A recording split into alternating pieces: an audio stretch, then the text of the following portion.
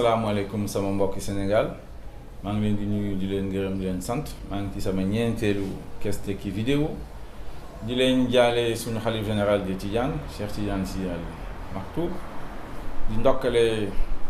Cheikh Abdoul Aziz Sy Al Amin suñu xalif général bu bees bi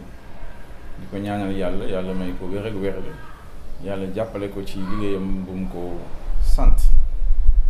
Cheikh Tidiane Sy Al Maktoum moom ñu ko faralee di wax sëriñ la woon intellectuel la woon tunu lépp la woon téereem yamu bind gëm naa ne dañ ko war a jàngale fii ci Sénégal xale yi xam ko comme ay Masalikul Jinaan bi Sëriñ Tuuba en tout cas man ñu waa mouvement Tekki gëm nañ ne bés bu ñu yàlla dénkee réew mi suñu mag yu baax yi seen téere yu ñu bind na leen war a jàngale fii xale yi xam ko xale yi mën koo miin comme ni ñu miinee yu tubaab yi bind ay Molière ak ay ñoom Voltaire ak ñu mel noonu gëm naa ne loolu dafa war a bokk ci suñu formation citoyenne fii ci Sénégal loolu weesoo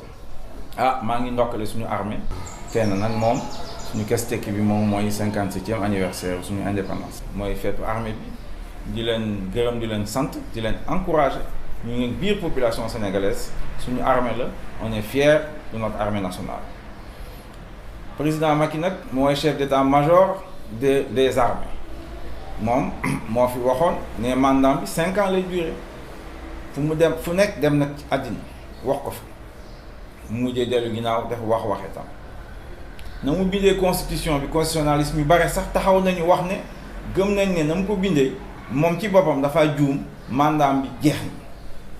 na ñu jàpp na ne mandat am jeex na lam ñu digoon defu ko moo waxoon ne 75 000 xëy par an la fi andi pour xale gisuñu dara moo fi waxoon ne inégalité yi dina wàññeeku ci entre les régions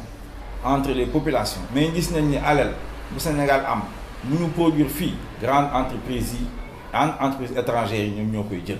di yóbbu xaalis bi bitim réew xanaa ñu mbokk ko moom ak i mbokkam yi ak waa dynastie Faysal ak aristocratie APR benn bokk yaakaar ñoom ñoo jël alali réew mi dugal ko seen poste ñu ci des nag ñu ngi bëgg a dee kon nag lu jot na mu gëm naa ne Macky Sall mandaam jeex na nañu préparé wu pour la 3e alternance loolaa leen bëggoon a wax wasalaamaaleykum wa rahmatullahi wa barakatu